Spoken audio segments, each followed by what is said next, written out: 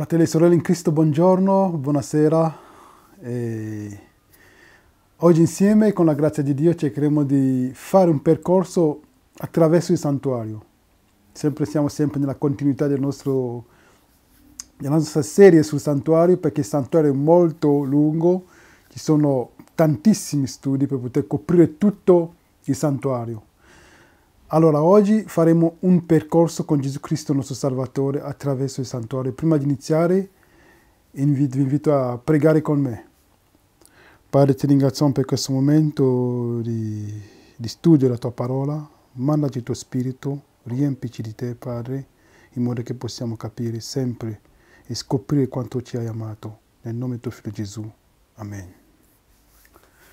Quindi, fratelli e sorelle, come dicevo, oggi faremo insieme un percorso con Gesù Cristo attraverso il santuario. Il santuario è la dottrina fondamentale su cui ci dobbiamo basare per poter allontanare ogni tipo di eresia. Ogni tipo di eresia si può allontanare attraverso il santuario. E cosa fa il nemico oggi?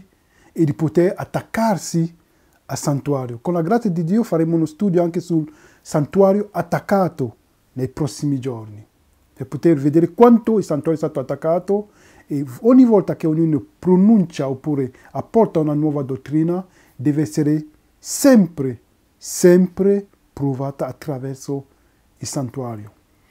Quindi oggi il viaggio che facciamo è un viaggio abbastanza bello con il nostro Salvatore Gesù Cristo, e prima di iniziare questo ci dobbiamo ricordare dello scopo del santuario. Qual era lo scopo del santuario? Ricordiamoci, fratelli e sorelle, che come avevamo visto nelle ultime puntate, avevamo parlato dello scopo principale del santuario. Perché Dio ci ha dato il santuario? Dio ha dato il suo santuario all'uomo perché dal momento in cui è arrivato il peccato, per poter risolvere la questione del peccato, Dio ci ha dato il santuario per poter anche rivelare il piano della redenzione. Quindi l'unico problema che abbiamo, fratelli e sorelle, è il peccato. Se annulliamo il peccato, tutti i problemi sono risolti. Avremo l'amore del prossimo, ci ameremo gli uni gli altri, ameremo il nostro Dio con tutto il nostro cuore, con tutta la nostra mente, senza avere bisogno di fare degli sforzi. Però per questo abbiamo già la soluzione, che è la giustificazione mediante la fede. Non avremo guerre, non avremo malattie. Quindi l'unico problema che abbiamo, fratelli e sorelle, è il peccato. E sappiamo che Dio già ci ha dato, come abbiamo detto nelle ultime puntate, ci ha dato il santuario con uno scopo preciso per poter dimorare in mezzo a noi. E per quello che ha detto nella sua parola, in Esodo 25, versetto 8, come possiamo vedere allo schermo, loro mi faranno un santuario e abiterò in mezzo a loro. Quindi lo scopo di Dio, fratelli e sorelle, è sempre stato di poter vivere in mezzo al suo popolo. È sempre stato lo scopo di Dio. E per quello che quando Gesù si fa uomo, è scritto in Giovanni 1, versetto 1, nel principio era la parola era con Dio, la parola era Dio. E al versetto 14, la parola si è fatta carne e ha abitato per un tempo in mezzo a noi. La parola che è usata per dire che la parola è abitato per un tempo in mezzo a noi è questa parola, che significa tabernacolare, un po' come se dobbiamo parafrasare, la parola è abitare, è tabernacolare, fare la sua tenda, come potete vedere allo schermo. Per chi parla inglese potrà capire, to fix one's tabernacle, quindi to fare il suo tabernacolo in mezzo a noi. È per quello che Gesù si è fatto carne, perché lo scopo di Dio è sempre stato di poter vivere in mezzo al suo popolo. E ricordiamoci, fratelli e sorelle, del più grande dei misteri. Qual è il più grande dei misteri? In Colossesi 1,26, Cristo in noi, la speranza della gloria. Di questo ne abbiamo parlato anche nelle ultime puntate. E ricordiamoci che abbiamo visto che Gesù è anche il santuario, Gesù è un tipo di vero tabernacolo che è in cielo. Ricordiamoci in Giovanni 2, da 18 a 21, possiamo leggere: allora i giudei risposero e gli dissero: quale segno ci mostri per fare queste cose? Gesù rispose e disse loro: distruggete questo tempio e in 3 giorni io lo ricostruirò. Allora i giudei dissero: ci sono voluti 46 anni per edificare questo tempio e tu lo ricostruiresti in 3 giorni? Ma egli parlava del tempio che è il suo corpo. Lui parlava del tempio che è il suo corpo. E come era costituito il santuario nel deserto? Nel deserto avevamo diverse, come possiamo vedere in questo scherma, in questo piccolo video, possiamo vedere che nel santuario, nel deserto, c'erano diverse tende stabilite, costruite intorno al santuario, e in mezzo alle tende, al campo, c'era il santuario. Già questo prefigurava già la venuta di Gesù Cristo per poter abitare in mezzo a noi. Ricordiamoci che abbiamo parlato, anche visto Gesù Cristo come il nostro santuario, che è un tipo di santuario. Quindi possiamo vedere che al nord c'erano le tribù di Dan, di Asher, di Naftali, e al sud c'erano le tribù di Gad, di Simeone, di Ruben. All'est le tribù di Giuda, di Issachar, di Zabulon. E all'ovest le tribù di Beniamino, Manasseh, Efraim. Quindi questo, fratelli e sorelle, era un tipo della promessa di Dio di poter abitare in mezzo al suo popolo, perché questo è sempre stato il desiderio di Dio, perché questo è il più grande dei misteri. Quindi per poter fare questo viaggio attraverso il santuario con il nostro Salvatore, inizieremo con questo piccolo titolo: Gesù, per poter contemplare Gesù come il nostro fratello. Gesù, il nostro fratello. Per poter avere un approfondimento per quanto riguarda questo argomento, invitiamo quelli che non hanno seguito la puntata che abbiamo fatto su Gesù 100% uomo come io e te, e Gesù, la genealogia di Gesù Cristo. Per poter capire bene questo concetto, vi invitiamo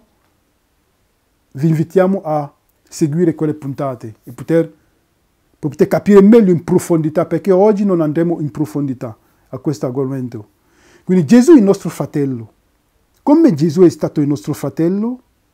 Ricordiamoci che quando Adamo ha peccato, ha perso tutto il suo dominio, perché lui aveva il dominio sulla creazione.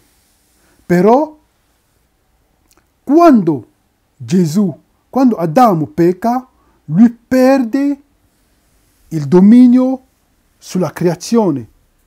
Lui perde il dominio sulla creazione e lui diventa schiavo di Satana. E possiamo vedere che come poteva fare Gesù per poter riscattare Adamo. Secondo Levitico, come avevamo visto già nelle ultime puntate, Levitico 25:25 è scritto: se un tuo fratello diventa povero e vende una parte della sua proprietà, colui che ha il diritto di riscatto, il suo parente più stretto, verrà a riscattare e verrà e riscatterà ciò che il suo fratello ha venduto. E questo concetto è sempre ripetuto in Levitico 25 da 47 a 49. Quindi chi è colui che poteva riscattare Adamo dopo che aveva perso la sua proprietà? c'era bisogno di qualcuno che era il suo parente più prossimo, più stretto.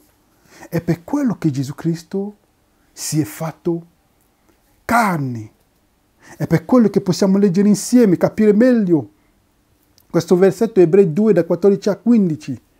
Poiché dunque i figli hanno in comune carne e sangue, similmente anche egli ebbe in comune le stesse cose per distruggere mediante la sua morte colui che ha l'impero della morte, cioè il diavolo, e liberare tutti quelli che per timore della morte erano tenuti in schiavitù per tutta la loro vita.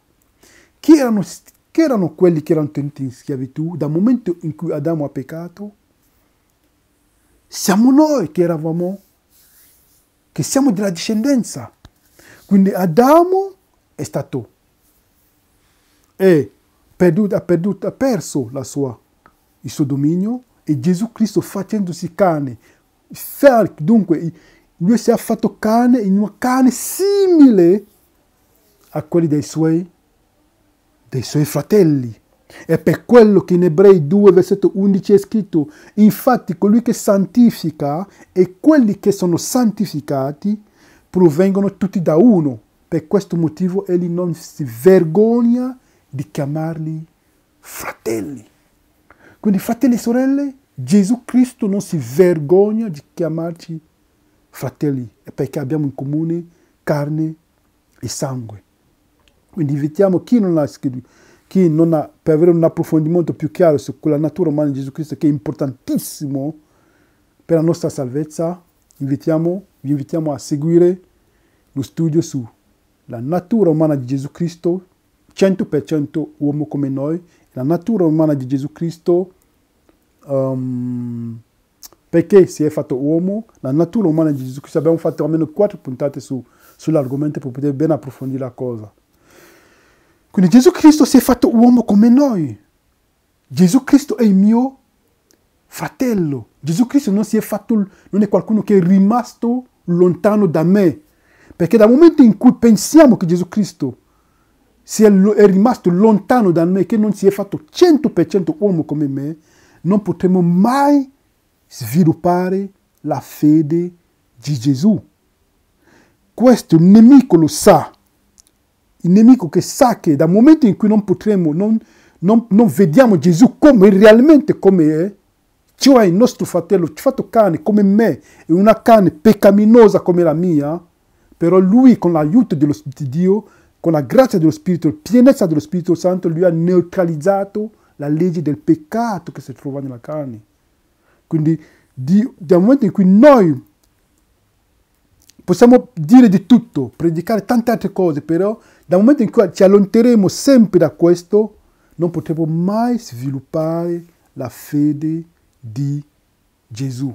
E una delle caratteristiche dei 144.000 è che custodiscono i comandamenti di Dio e la fede di Gesù. Quindi Gesù Cristo è stato fatto uomo come noi, come me, per poter riscattarci. E possiamo leggere in Luca 2, versetto 39, 40 e 50 è scritto: ora, quando ebbero compiuto tutto quello che riguardava l'osservanza della legge del Signore, ritornarono in Galilea, nella loro città di Nazareth.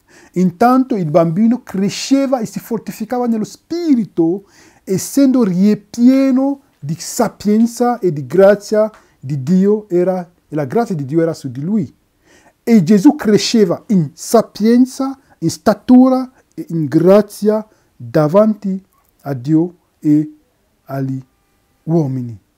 Notiamo bene una cosa, fratelli e sorelle, che Gesù cresceva in sapienza, in statura e in grazia davanti a Dio e davanti agli uomini. E questo è il progetto che Dio ha per noi, per me e per voi.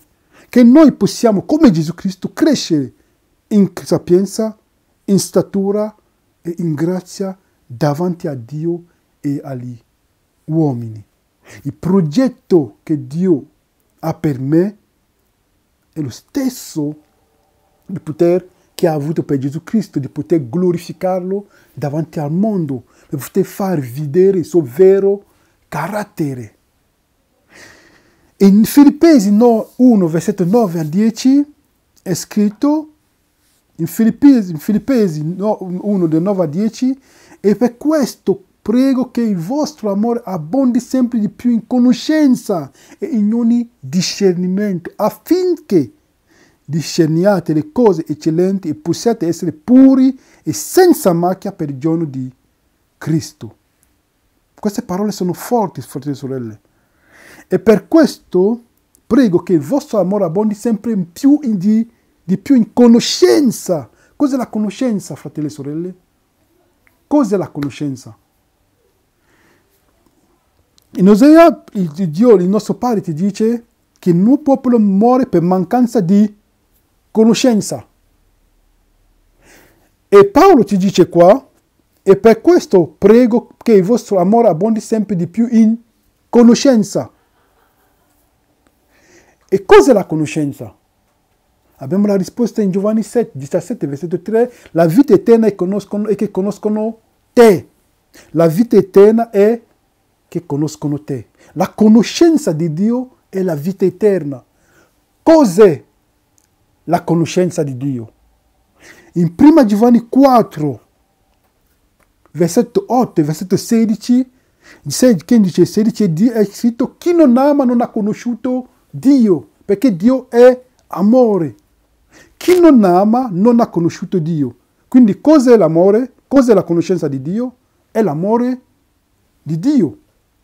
È l'amore per chi non ama Dio non ha conosciuto Dio. Quindi la conoscenza di Dio è l'amore per Dio. E per quello che il più grande comandamento è: amerai il Signore Dio con tutto il tuo cuore, con tutta la tua mente e con tutte le tue forze.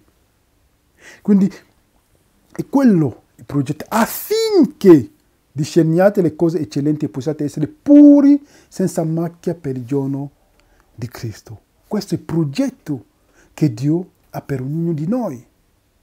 E come abbiamo detto, fratelli e sorelle, è il viaggio che stiamo facendo.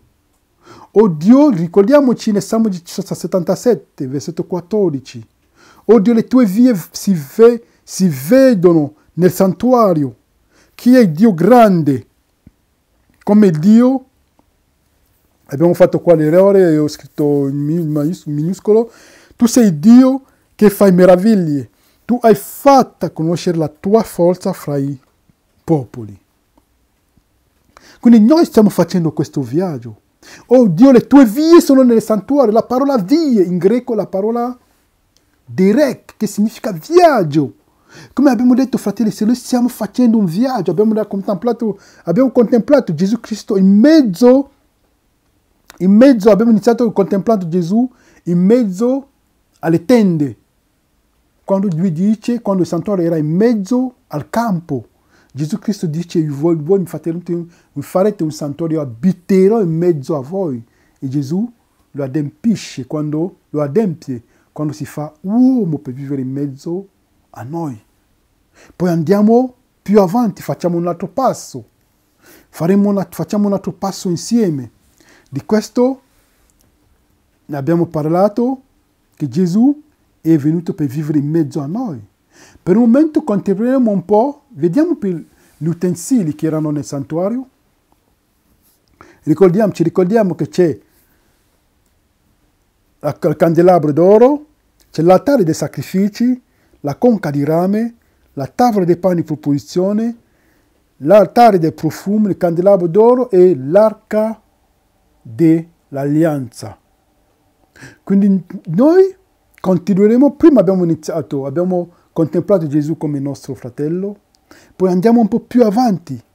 Adesso contempliamo Gesù, sappiamo già che Gesù, prima di tutto, egli è l'agnello di Dio che toglie i peccati del mondo, come è scritto in Giovanni 1,29, ne avevamo già parlato, è l'acqua di vita, in Giovanni 4,10, è il pane di vita, in Giovanni 6,35, è il nostro intercessore, in Efesini 5,2, è la luce del mondo, è Giovanni 8,12, è la legge personificata.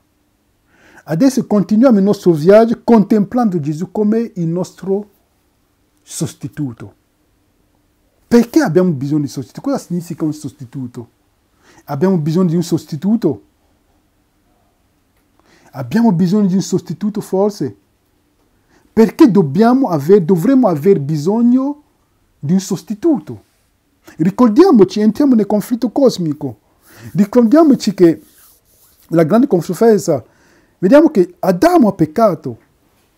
Dal momento in cui Adamo ha peccato si è allontanato da Dio. E Dio ha detto in Genesi 2, versetto 16, dal momento in cui ne mangerai sicuramente, certamente morirai. 16-17. E quando Adamo ha mangiato del frutto, in realtà deve morire. Quindi c'è bisogno di qualcuno che deve morire per poter soddisfare la legge di Dio. È per quello che Gesù si fa il mio sostituto, per poter adempiere la legge, per poter soddisfare i desideri, oppure per poter soddisfare la legge. Quindi Gesù si deve fare deve farsi il mio sostituto. E come Gesù potrà fare per essere il mio sostituto? Come Gesù potrà fare per poter essere il mio sostituto? L'abbiamo visto nelle ultime puntate. Per chi non aveva ancora seguito, vi invitiamo sempre a vedere le altre puntate che abbiamo fatto su il sacrificio di Gesù Cristo, Gesù Cristo maledetto per noi. È molto importante quella puntata. E il sacrificio di Gesù Cristo. Gesù Cristo e il sacrificio, abbiamo fatto almeno 3 puntate per poter spiegare meglio e per entrare in profondità. In Efesini 5, da 1 a 3, è scritto: siate dunque imitatori di Dio, perché siete figli da Lui amati, e camminate nell'amore, come anche Cristo vi ha amati e ha dato se stesso per noi in offerta e sacrificio a Dio, quale profumo di odore suave. Come si adisce ai santi, né fornicazione, né impurità, né avarizia, né sia neppure nominato fra di voi. La parola è più chiara di così, non si può. Perché quando si predica questo, si diventa un nemico. Quando la parola è così chiara. Sia dunque imitatori di Dio. Come mai Dio mi chiede tramite il suo servo Paolo di essere il suo imitatore? Perché lui non mi dice di essere imitatore di Davide? Perché più volte prendiamo l'esempio di Davide nella Bibbia per poter soddisfare oppure scusare le nostre debolezze oppure il nostro peccato. Perché Dio mi chiede di essere il suo imitatore. Non mi chiede di essere l'imitatore di Davide, di essere l'imitatore di Mosè, di essere l'imitatore di Adamo, di essere l'imitatore di tante persone, anche di Sansone. Però mi chiede di essere il suo imitatore. Poniamoci le buone domande, fratelli e sorelle. Perché siete figli da Lui amati e camminate nell'amore come anche Cristo. Quindi non c'è un paragone. Fra Cristo e me non ci deve essere differenza. Di camminare nell'amore come anche Cristo. Non mi dice di camminare nell'amore come Davide. Non mi dice di camminare nell'amore come Mosè, né come qualcun altro. Potete prendere tantissimi esempi nella Bibbia. Però mi chiede di camminare come anche Cristo ha camminato. Perché Gesù Cristo si è fatto il mio sostituto? Questa è la domanda. Si fa il mio sostituto perché io sto tranquillo, incrocio i piedi e le mani e sto tranquillo e dico amen. Perché c'è questa falsa concezione della grazia che pensa che una volta che siamo stati giustificati, allora siamo stati giustificati per sempre. No, non è così. Possiamo anche perdere la grazia ricevuta. Anche Paolo lo dice in Romani 4, versetto 1, sì. Non Romani 4, versetto 1, Romani 6, versetto 1 a 2. Quindi vediamo che Dio ci chiede di essere imitatori di Dio. Quindi Gesù Cristo, facendosi il mio sostituto, mi dà la forza di poter camminare come Lui, anche Lui ha camminato. Come? Grazie al suo Spirito. Quindi questa è la sua promessa. È solo la sua promessa, fratelli e sorelle. Adesso continuiamo sempre nel nostro cammino, nel nostro viaggio con Gesù Cristo. Adesso dobbiamo contemplare Gesù Cristo come il nostro sommo sacerdote. Ricordiamoci nel santuario quando veniva il peccatore con l'agnello, cosa succedeva? Lui doveva presentare l'agnello al sommo sacerdote, il sommo sacerdote doveva contemplare l'agnello per vedere se non aveva difetti, e una volta che il sommo sacerdote aveva finito di contemplare l'agnello per vedere se non aveva difetti né macchia,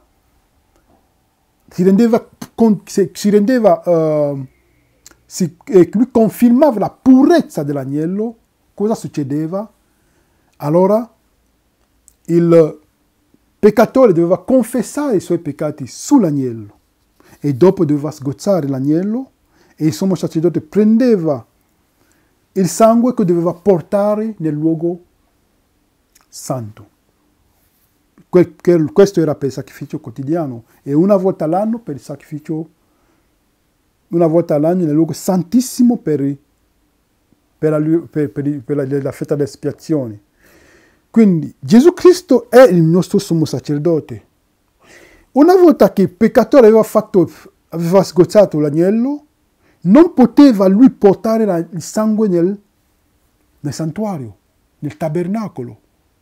Aveva bisogno del sommo sacerdote per poter portarlo nel santuario.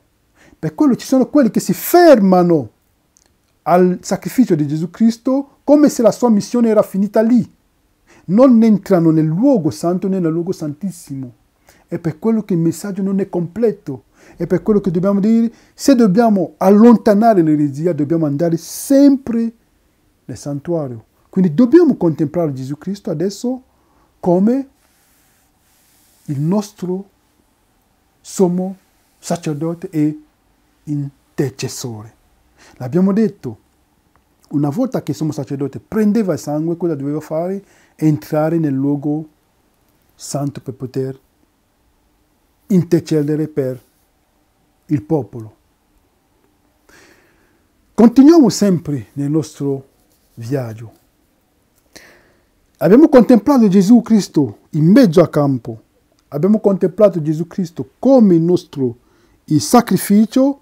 Non abbiamo parlato perché invitiamo la gente come il nostro agnello che portiamo a Dio. Per questo invitiamo la gente a seguire gli studi che abbiamo fatto su Gesù Cristo, il sacrificio di Gesù Cristo. Abbiamo contemplato Gesù Cristo come il nostro sommo sacerdote. Poi, dopo l'altare dei sacrifici, c'era la conca di rame. Prima di arrivare nel luogo, nel santuario, nel tabernacolo, il sommo sacerdote si doveva fermare la conca di rame. Per fare cosa? Per lavarsi le mani, per la purificazione. E ricordiamoci che la conca di rame rappresenta anche le acque battesimali. Allora, cosa faceva il sommo sacerdote? Doveva passare alla conca di rame per la purificazione. E cosa succede alla purificazione? Abbiamo un testo molto importante qua, fratelli e sorelle, che sappiamo che la conca di rame rappresenta il battesimo. Però, cosa ci dice Dio attraverso le scritture? In Romani 6, versetto 4 è scritto: siamo dunque stati sepolti con Lui mediante il battesimo nella sua morte, affinché, come Cristo è risuscitato dai morti, mediante la gloria del Padre, così anche noi camminassimo in novità di vita. Vediamo bene, fratelli e sorelle. Vediamo bene cosa sta dicendo Paolo qua. Lui dice, siamo dunque stati sepolti con lui mediante il battesimo nella sua morte. Per quale motivo? Affinché, come Cristo è stato risuscitato dai morti, mediante la gloria del Padre, così anche noi camminassimo in novità di vita. Così anche noi camminassimo in novità di vita. Cosa significa? Siamo alla conca di rame. E cos'è la novità di vita? Abbiamo in 1 Giovanni 5, in 1 Giovanni 3, versetto 9 è scritto: chiunque è nato da Dio non pratica il peccato.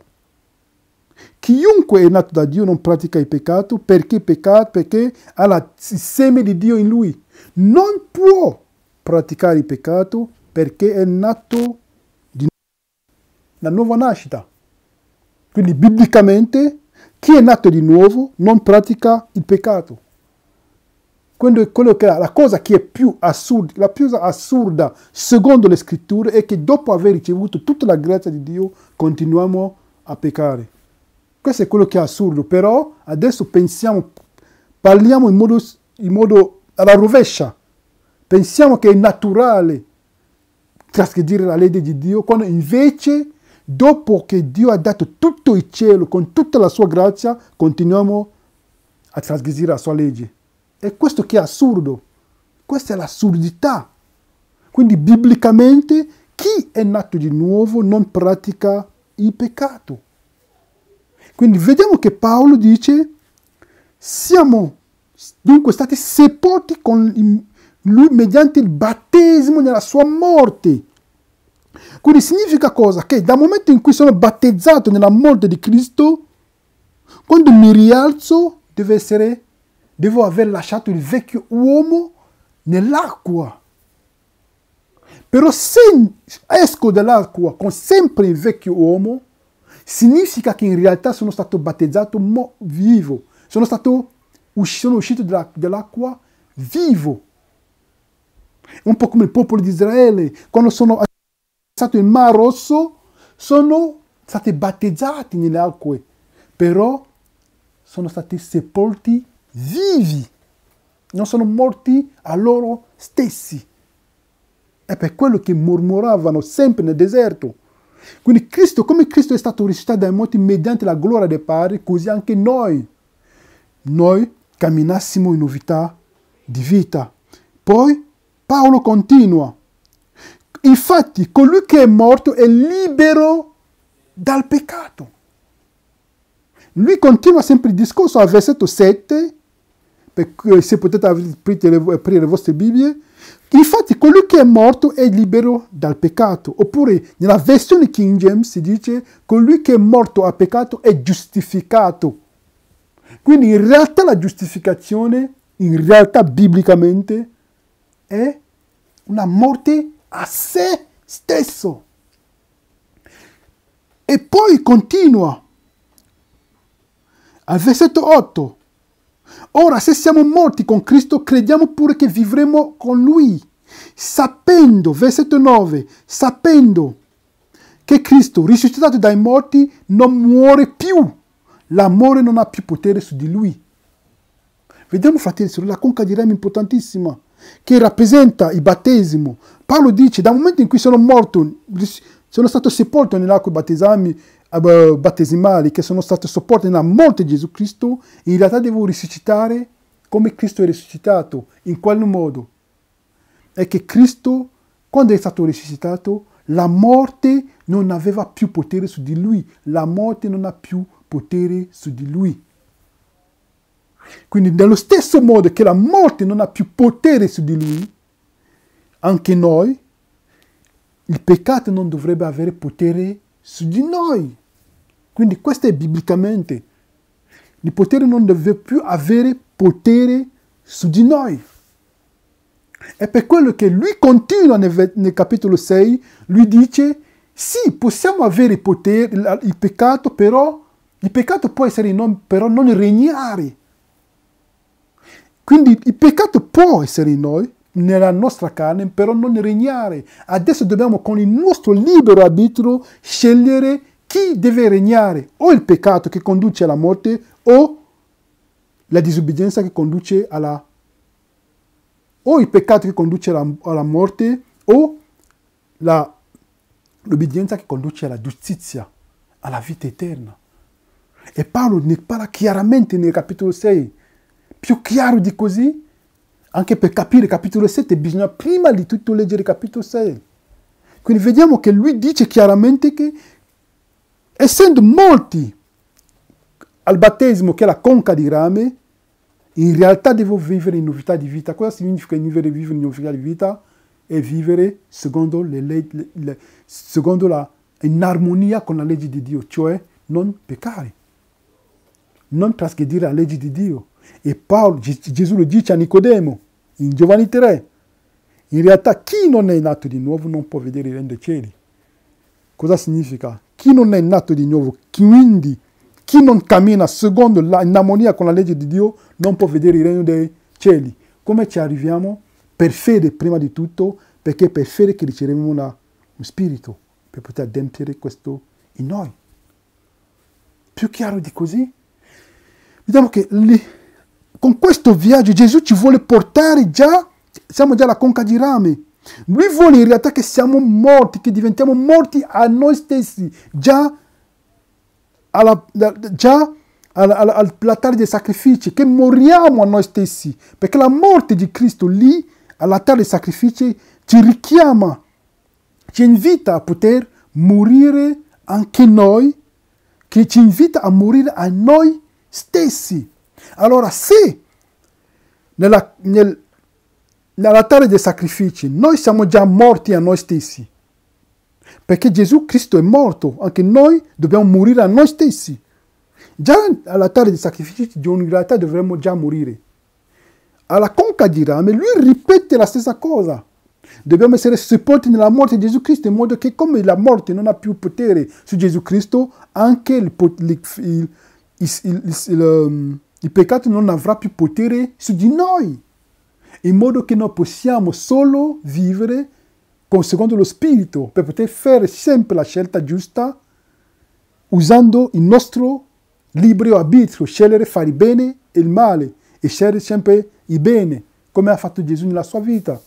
Perché Dio dice, io metto davanti a te la vita e la morte, ma scegli la vita. E Gesù ci vuole portare a questo, di poter scegliere sempre la vita. E questa è la sua promessa, non secondo le nostre forze, ma secondo il suo Spirito. Quindi vediamo che nella conca di rame, all'altare dei sacrifici, siamo già morti a noi stessi, se entriamo proprio nelle promesse di Dio. Poi, alla conca di rame, che rappresenta il battesimo, moriamo ancora a noi stessi. Allora, cosa sarà la santificazione? Perché la prima parte del santuario nel cortile rappresenta la giustizia mediante la fede. La seconda parte nel luogo santo rappresenta la santificazione, il luogo santissimo rappresenta la glorificazione. E questo è il viaggio che Gesù vuole fare con noi oggi. Siamo ancora nella conca di rame, quindi siamo morti a noi stessi. Biblicamente la cosa assurda è che dopo aver ricevuto la potenza di Dio, la pienezza della grazia di Dio, continuiamo a trasgredire la sua legge. Quando invece noi predichiamo sui nostri pulpiti che la cosa assurda è il contrario. Quando la cosa veramente assurda, secondo le scritture, è che quando Gesù dice ogni potere mi è stato dato in cielo e sulla terra, quello che è assurdo è che continuiamo a trasgredire la sua legge, quando in realtà dovremmo usufruire di tutto il potere che è stato dato a Gesù Cristo, nostro Salvatore. Quindi Gesù Cristo è con noi al livello della conca di rame che rappresenta il battesimo. Poi Gesù Cristo, con Gesù Cristo, lui vuole continuare con noi per essere colui che ci santifica. Gesù Cristo vuole essere colui che ci santifica. Ricordiamoci, abbiamo letto prima, abbiamo parlato di questo in Ebrei 2, versetto 11, sia colui che santifica e colui che sia colui che santifica e quelli che sono santificati, siamo tutti tratti da uno. E in prima Corinzi 1, versetto 30 è scritto che lui è la nostra giustizia, la nostra santificazione, la nostra redenzione. Gesù Cristo, i 3 tappe del santuario, la nostra giustizia, la nostra santificazione, la nostra redenzione, la nostra glorificazione. Le 3 tappe: giustificazione, santificazione e glorificazione. Quindi è scritto in prima Corinzi 1, versetto 30, Gesù è la nostra santificazione, e Gesù è colui che ci santifica. È Gesù che ci santifica. Però Gesù, il fatto che Gesù ti santifica, come conservare? Quindi vedremo, fratelli e sorelle, che in realtà la santificazione non è quella che abbiamo sempre pensato. Perché cosa c'era nel luogo santo? Quali erano gli utensili nel luogo santo? Il pane di proposizione, le pani di proposizioni, l'altare dei profumi e il candelabro. Come poter vivere una vita di santificazione nel luogo santo con questi strumenti? Cosa dovremo fare? Di poter ogni giorno studiare la parola di Dio che è rappresentata da la tavola dei pani di proposizioni, e poter pregare ogni giorno, che è rappresentata la preghiera che rappresenta l'altare dei profumi, e tutto questo ispirato dallo Spirito Santo che è rappresentato da il candelabro d'oro. Quindi così facendo diventiamo la luce del mondo. Questo è il messaggio che si trova nel luogo santo. Però notiamo una cosa, fratelli e sorelle, è che siamo nel luogo santo, è la santificazione. Ma cos'è la santificazione in realtà? Se abbiamo ricevuto la giustificazione nel luogo, nel cortile, se siamo già stati giustificati nel cortile, la giustificazione non si limita solo a una dichiarazione legale che che Bob è giusto. No.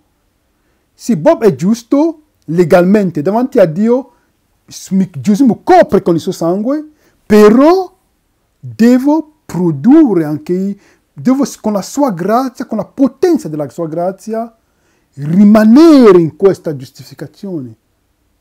Se non perdo la giustificazione, perché non è detto, non è scritto, secondo le scritture, la giustificazione una volta per sempre non esiste, la possiamo perdere. Quindi la giustificazione è lì, l'abbiamo ricevuta. E in cosa consiste questa giustificazione? Abbiamo visto che all'altare dei sacrifici siamo già morti. E quando siamo morti non possiamo vivere secondo la carne. Perché un morto in realtà, se tu picchi un morto non ti risponde. Se tu ti dai uno schiaffo a un morto non ti risponde.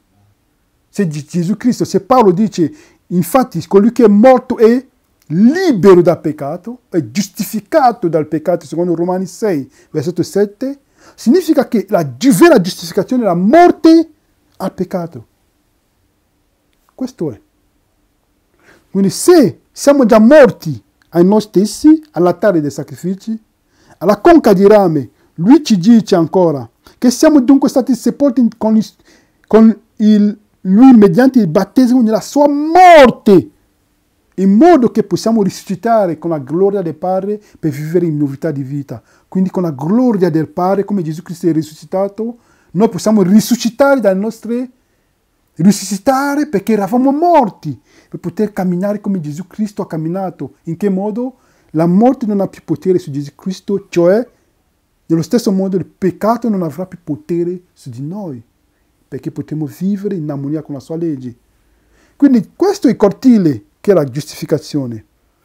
Abbiamo già la giustificazione. Quindi in cosa consiste la santificazione? Abbiamo visto studiare la parola di Dio con la tavola dei pani di proposizione, la preghiera, e lo Spirito Santo. Con questi tre elementi cosa facciamo? Qual è il ruolo di questi tre elementi? Di poter conservare la giustificazione ottenuta nel cortile. Perché in realtà nel cortile siamo già morti a noi stessi. È Cristo che vive in noi. E se siamo morti a noi stessi, Cristo vive in noi. E se Cristo vive in noi, pecca? No, Cristo non pecca. Questo è semplice. Quindi Gesù Cristo, già nel luogo santo, noi conserviamo la giustificazione ottenuta nel cortile. E questo è il piano che Gesù vuole fare con noi. Attraverso questo è il piano che è nella sua mente, nel suo cuore, per poter portarci in modo che possiamo essere liberi. Liberi. E continuiamo per andare verso la conclusione del nostro viaggio con Gesù Cristo, Gesù ci prende la mano, adesso siamo nel luogo santo. Gesù ci vuole portare nel luogo santissimo. Cosa consiste il luogo santissimo? Gesù Cristo deve essere il mio giudice. Gesù Cristo il mio giudice. E come ci giudicherà? Come siamo giudicati noi cristiani?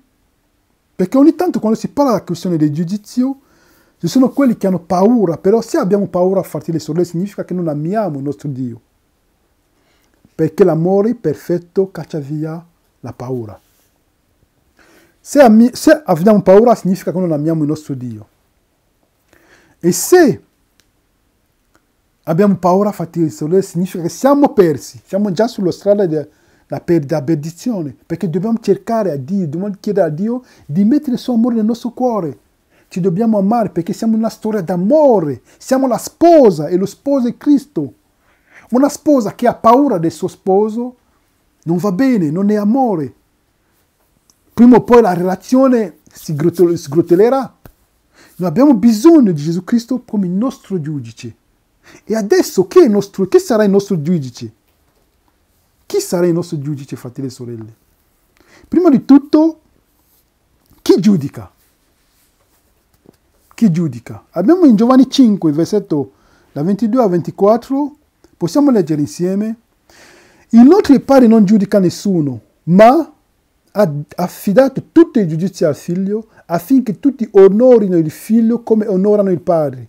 Chi non onora il Figlio non onora il Padre e che lo ha mandato. In verità vi dico, chi ascolta la mia parola e crede a colui che mi ha mandato ha vita eterna e non viene in giudizio, ma è passato dalla morte alla vita.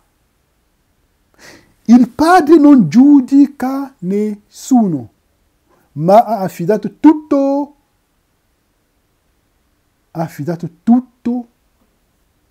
il giudizio al Figlio. Quindi Gesù Cristo, in realtà, fratelli e sorelle, è il nostro giudice. È Lui che sarà il nostro giudice. E ricordiamoci che è sempre Gesù Cristo che ci difende. Gesù Cristo è colui che ci difende. In 1 Giovanni 2, versetto 1 a 2 è scritto: fratelli miei, vi scrivo queste cose perché non pecchiate. E se abbiamo peccato, abbiamo un avvocato presso il Padre, Gesù Cristo il giusto. Abbiamo un avvocato presso il Padre, Gesù Cristo il giusto. Quindi il nostro avvocato è Gesù Cristo. E colui che ci giudicherà è Gesù Cristo. Non è una bella notizia? Chi ci difende, chi è il nostro avvocato, è lo stesso che è il nostro giudice. Bellissima notizia. E abbiamo un esempio in Zaccaria 3, da 1 a 5, che possiamo vedere insieme. Abbiamo qua Giosuè che è accusato dal nemico, che è l'accusatore dei nostri fratelli. È scritto: mi fece vedere il sommo sacerdote, Giosuè, che stava davanti all'angelo del Signore, e Satana che stava alla sua destra per accusarlo. Il Signore disse a Satana: ti sgridi, Signore, Satana, ti sgridi, Signore, che ha scelto Gerusalemme. Non è forse costui un tizzone strappato da fuoco? Giosuè era vestito di vesti sudice e stava davanti all'angelo. L'angelo disse a quelli che gli stavano davanti: levateli di dosso le vesti sudice. Poi disse a Giosuè: guarda, io ti ho tolto di dosso la tua iniquità e ti ho rivestito di abiti magnifici. Allora io dissi, gli sia messo sul capo un turbante pulito. Quelli gli posero sul capo il turbante pulito e gli misero delle vesti. L'angelo del Signore era presente. Vediamo come si passa il giudizio, trascorre il giudizio. E Gesù Cristo, c'è Giosuè, il sommo sacerdote, che è accusato da Satana. E cosa dice Gesù? Ti sgridi il Signore. E poi cosa fa Gesù? Gesù toglie i suoi vestiti sporchi che rappresentano la giustizia, la sua giustizia, che è la giustizia di Giosuè, e deve rivestire Giosuè delle vesti bianche che rappresentano la giustizia di Gesù Cristo.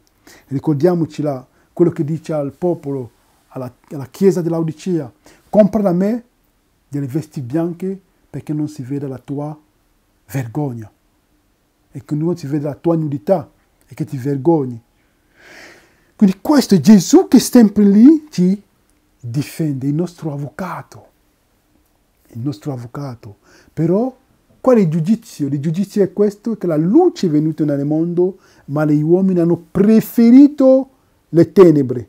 Dal momento in cui uso il mio libero arbitrio per scegliere fra la luce e le tenebre, scegliere le tenebre, allora vado in giudizio. Però Gesù ci dice che lui ci può dare la possibilità, la sua forza, il suo spirito, in modo che a ogni momento della nostra vita possiamo sempre scegliere il giusto, che possiamo sempre scegliere la luce. E questa è la sua promessa. E questo è il piano che Dio ha per noi, per poter portarci nel suo regno. E abbiamo il luogo santissimo dove c'era la legge, dove c'era l'arca dell'alleanza, in cui c'era i 10 comandamenti,